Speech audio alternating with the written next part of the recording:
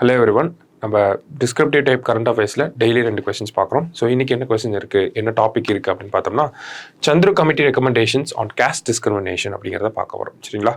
So இதோட contact அப்படிங்கிறது நமக்கே தெரியும். ஓகேவா? ஸோ லாஸ்ட் இயர் பார்த்தோம்னா அரௌண்ட் சவுத் ரீஜனில் இருக்கக்கூடிய ஒரு ஸ்கூலில் இருக்கக்கூடிய ஸ்டூடெண்ட்ஸ் எல்லாருமே பார்த்தோம்னா கேஸ்ட் வைஸ் பிரிஞ்சு ஒரு சண்டை போட்டுக்கிட்டாங்க. ஓகேவா? ஸோ அது பெரிய ரெப்ளிகேஷன்ஸை கிரியேட் பண்ணிச்சு. அந்த சம்பவத்துக்கு அப்புறம் தான் தமிழக அரசாங்கம் ஜஸ்டிஸ் சந்துரு அவர்கள் தலைமையில் ஒரு கமிட்டி போட்டிருப்பாங்க. ஸோ அந்த கமிட்டி ஸ்கூல்ஸ் அண்ட் எஜுகேஷனல் இன்ஸ்டிடியூஷன்ஸில் இந்த ஜாதி சார்ந்த விஷயங்கள் இருக்கக்கூடாது, கேஸ்ட் டிஸ்கிரிமினேஷன் அப்படிங்கிறது இருக்கக்கூடாது அப்படிங்கிறதுக்காக நிறைய ரெக்கமெண்டேஷன்ஸ் அப்படிங்கிறத கொடுத்துருக்காங்க. ஸோ அந்த ரெக்கமெண்டேஷன்ஸை பேஸ் பண்ணி தான் இந்த கொஸ்டினும் இருக்குது. சரிங்களா? ஸோ இந்த கான்டெக்ஸ்ட்டை எக்ஸ்பிளைன் பண்ணுற மாதிரி ஒரு இன்ட்ரடக்ஷன் ஆர் எல்ஸ் கான்டெக்ஸ்ட் அப்படிங்கிறதே நமக்கு கொடுத்துடலாம். சரியா? ஸோ இவங்க என்ன கீ ரெக்கமெண்டேஷன்ஸ் கொடுத்தாங்க அப்படிங்கிறதா நம்ம கொஸ்டின். ஸோ ஃபர்ஸ்ட் என்ன ரெக்கமெண்டேஷன்ஸ், இம்பார்ட்டண்ட்டாக நிறைய ரெக்கமெண்டேஷன் கொடுத்துருப்பாங்க. அதில் இம்பார்ட்டண்ட்டான ரெக்கமெண்டேஷன்ஸை நம்ம பார்க்குறோம். சரிங்களா? ஸோ ஃபர்ஸ்ட் என்ன சொல்லியிருப்பாங்க அப்படின்னு பார்த்தோம்னா, நமக்கு ban on caste markers, prohibit forehead markings, coloured wrist bands and other caste markers அப்படின்னு சொல்லி கொடுத்துருக்காங்க. அதாவது நம்ம ஊர்லலாம் பார்த்தோம்னா இப்போ கையில் கலர் கலராக கயிறு கட்டிக்கிறது, ஒரு சில பேர் வந்து சாமி கயிறு கட்டியிருப்பாங்க, ஒரு சில பேர் பார்த்தோன்னா ஜாதிய கயிறுகள் வந்து கட்டிப்பாங்க. அதே மாதிரி அந்த திருநீர் வைக்கிறது வித்தியாசமாக வைப்பாங்க, வேறு கலர்ஸில் வந்து வைப்பாங்க. அதுவுமே பார்த்தோம்னா அவங்களோட ஜாதியை பிரதிபலிக்கிற வகையில் இருக்கும். அதே மாதிரி அவங்க யூஸ் பண்ணக்கூடிய சைக்கிள்ஸ்லேருந்து பேக்ஸ்லேருந்து எல்லாமே பார்த்தோம்னா ஜாதியை பிரதிபலிக்கிற வகையில் நிறைய விஷயங்களை பண்ணுறாங்க. சரிங்களா? ஸோ இந்த மாதிரியான விஷயங்கள் ஸ்கூல் வளாகத்துக்குள்ள தடை செய்யப்படணும் அப்படிங்கிறது தான் முதல் விஷயத்தில் கொடுக்குறாரு. சரிங்களா? அடுத்ததாக பார்த்தோம்னா சோஷியல் ஜஸ்டிஸ் ஸ்டூடெண்ட்ஸ் ஃபோர்ஸ் அப்படிங்கிறத சொல்கிறாங்க. ஸோ இதை கேரளா மாடலை பேஸ் பண்ணி கொண்டு வராங்க. சரியா?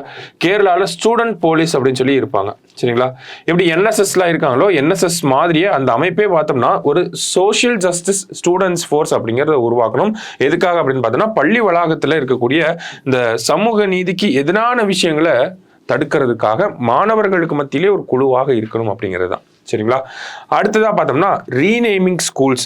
ஓகே, நிறைய அரசாங்க பள்ளிகளே பார்த்தோம்னா நமக்கு ஜாதிய பெயர்களோடு இருக்கும், ஆனால் அது அரசு பள்ளியாக தான் இருக்கும். சரிங்களா? அந்த மாதிரியான ஒரு நிலை இனிமேல் தமிழகத்தில் இருக்கக்கூடாது. ஏன்னா அந்த அரசு பள்ளியில் அந்த ஒரு ஜாதிய பேர் இருந்துச்சு அப்படின்னா அந்த ஜாதியை சேர்ந்த மாணவர்களின் ஆதிக்கம் அப்படிங்கிறது அதிகமாக இருக்கிறத இந்த குழு கண்டுபிடிக்கிறாங்க. அதனால என்ன சொல்றாங்க அப்படின்னா, இனிமேல் அரசு பள்ளிகள் அப்படின்னு இருந்துச்சுன்னா அதுக்கு எந்த ஒரு ஜாதிய பெயர்களும் இருக்கக்கூடாது. அரசு பள்ளிகள், அரசு மேல்நிலை பள்ளி, அரசு உயர்நிலை பள்ளின்னே இருந்தால் போதும். பக்கத்தில் அதோட ஊர் பேரை போட்டு நம்ம அதை ஐடென்டிஃபை பண்ணிக்கலாம். மற்றபடி எந்த ஒரு பெயர்களுமே தேவைப்படாது. ஒன்று தேசிய தலைவர்கள் பேர் இருக்கலாம், அதையும் தாண்டி அரசு பள்ளிகள்னே இருந்துட்டு போகுது அப்படிங்கிறதான் அடுத்த ரெக்கமெண்டேஷன்ஸை நமக்கு கொடுத்துருப்பாங்க. ஓகேவா? சிம்பிளி கவர்மெண்ட் ஸ்கூல்ஸ்ன்னு சொன்னால் போதும், அதை தான் சொல்ற வராங்க. வேற என்ன இருக்கு ரெக்கமெண்டேஷன்ஸ்ல அப்படின்னு பார்த்தோன்னா, அட்டெண்டன்ஸ் ரெஜிஸ்டர். ஓகேங்களா? அட்டெண்டன்ஸ் ரெஜிஸ்டர் அப்படிங்கிற ஒரு முக்கியமான விஷயம். அட்டெண்டன்ஸ் ரெஜிஸ்டர்ல இந்த கேஸ்ட் பற்றின விஷயங்கள் அந்த காலம்ஸ்லாம் இருக்கக்கூடாது அப்படிங்கிறத சொல்கிறாங்க. ஓகேவா? ஈஸியாக அட்டெண்டன்ஸ் அப்படிங்கிறது ஸ்டூடெண்ட்ஸ் நம்மளே ஸ்கூல் படிச்சிருப்போம், அட்டெண்டன்ஸ் எல்லாரும் எடுத்து பார்த்துருப்போம். ஓகேங்களா? ஸோ இந்த அட்டெண்டன்ஸ் காலத்தில் கேஸ்ட் பார்த்துட்டு அதை பேஸ் பண்ணி டிஸ்கிரிமினேஷன் அப்படிங்கிறது நடக்கிறத இவங்க கண்டுபிடிச்சாங்க. அதனால தான் அட்டெண்டன்ஸ் ரிஜிஸ்டர்ஸ்லாம் எந்த ஒரு இடத்துலையுமே கேஸ்ட் பற்றின டீட்டெயில்ஸை கேட்கக்கூடாது அப்படிங்கிறத சொல்லியிருக்காங்க.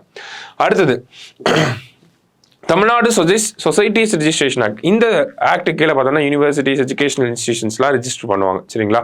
ஸோ இந்த ஆக்டை நம்ம கொஞ்சம் அமெண்ட் பண்ணி ஸ்கூல்ஸ் அண்ட் எஜுகேஷனல் இன்ஸ்டிடியூஷன்ஸ் எல்லாமே பார்த்தோம்னா சோஷியல் ஜஸ்டிஸ் பிரின்சிபல்ஸை ஃபாலோ பண்ணுற வகையில் இந்த ஒரு ஆக்டையும் நம்ம அமெண்ட் பண்ணி கொண்டு வரணும் அப்படிங்கிறத சொல்லியிருக்காங்க.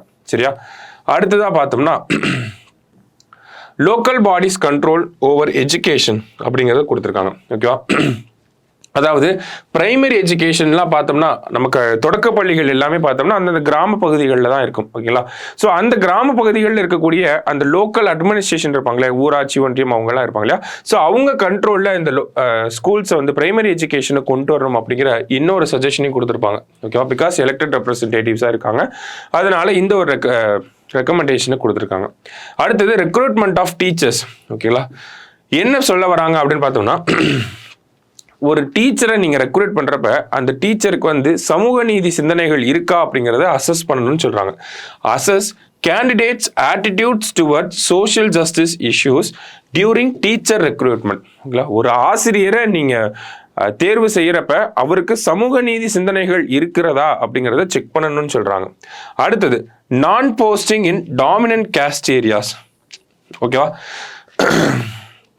அதாவது ஒரு பிரின்சிபல் இல்லை அடுத்த பிரின்சிபலுக்கு கீழே இருக்கக்கூடிய ஒரு அதிகாரி இல்லை ஒரு டீச்சராக இருக்காங்க அப்படின்னா அவங்க ஒரு டாமினண்ட்டான கேஸ்ட் சேர்ந்தவங்களா இருந்தாங்கன்னா அதே டாமினண்ட்டான கேஸ்ட் இருக்கக்கூடிய ரீஜனில் அவங்கள அப்பாயிண்ட் பண்ண வேண்டாம், வேற ஒரு இடத்துக்கு ஷிஃப்ட் பண்ணி விடுங்க அப்படிங்கிறத சொல்கிறாங்க. டாமினன்ட் அப்படிங்கிறது மேட்ச் ஆகக்கூடாது. ஒரு டாமினன்ட் கேஸ்ட் சேர்ந்தவங்களா இருக்காங்க, அதே டாமினன்ட் கேஸ்ட் இருக்கக்கூடிய ரீஜன்லேயே போய் அப்பாயிண்ட் பண்ணிங்கன்னா அப்போ அவங்களுடைய மாணவர்கள் அவங்க ஜாதியை சார்ந்தவங்களை ப்ரொமோட் பண்ணுறதுக்கான வாய்ப்புகள் அதிகமாக இருக்கும். ஸோ அந்த ஒரு விஷயம் வேண்டாம் அப்படிங்கிறத சொல்லி தவிர்க்கிறாங்க. சரியா? ஸோ டாமினன்ட் கேஸ்ட் ரீஜனில் non posting in dominant caste regions. ஓகேங்களா? அடுத்ததாக பார்த்தோம்னா வேற என்ன ரெக்கமெண்டேஷன்ஸ்லாம் கொடுத்துருப்பாங்க அப்படின்னு பார்த்தோம்னா நமக்கு கம்யூனிட்டி கிச்சன்ஸ் அப்படிங்கிறத கொடுத்துருப்பாங்க. ஸோ வேற என்ன சொல்லியிருப்பாங்க அப்படின்னு பார்த்தோம்னா ஒரு ஸ்கூல் வெல்ஃபேர் ஆஃபீஸர் அப்படிங்கிறவங்கள அப்பாயிண்ட் பண்ணணும்னு சொல்லியிருப்பாங்க. ஓகேங்களா? பள்ளி நல அலுவலர் அப்படின்னு சொல்லி வரும். ஓகேங்களா? School welfare officers. இந்த ஸ்கூல் வெல்ஃபேர் ஆஃபீஸர்ஸ் ஸ்கூல்ஸில் இருக்கக்கூடிய அந்த கேஸ்ட் டிஸ்கிரிமினேஷன், ராகிங் போன்ற விஷயங்கள் இதெல்லாம் வந்து கண்காணிக்கணும் அப்படிங்கிறத சொல்லியிருப்பாங்க. ஓகேங்களா? அடுத்ததாக பார்த்தோம்னா ஒரு சில எல்லா அரசு பள்ளிகள்லையும் பார்த்தோம்னா காலை உணவு மதிய உணவு அதெல்லாம் வந்துக்கிட்டு தான் இருக்குது. ஸோ அதில் தலித் மக்கள் வந்து குக்கா வேலை செய்கிறனால ஒரு சில இடங்களில் பார்த்தோம்னா அவங்க சமைக்கிற சாப்பாடை நாங்கள் எப்படி சாப்பிட்றோம் அந்த மாதிரியான ஒரு கேஸ்ட் டிஸ்கிரிமினேஷன் இருக்கிறதாக இந்த கமிட்டி ஐடென்டிஃபை பண்ணி என்ன சொல்லியிருக்காங்க அப்படின்னா சென்ட்ரலைஸ்டு கிச்சன் அப்படிங்கிறத கொண்டு வரணும் அப்படிங்கிறத சொல்லியிருக்காங்க. ஓகேங்களா? ஸோ ஸ்கூல் ஸ்பெசிஃபிக்காக இல்லாமல் ஒரு ரீஜன் ஸ்பெசிஃபிக்காக அந்த கிச்சன்ஸை வந்து கொண்டு வரணும் அப்படிங்கிறதையும் ஒரு ரெக்கமெண்டேஷனாக கொடுத்துருக்காங்க. சரியா?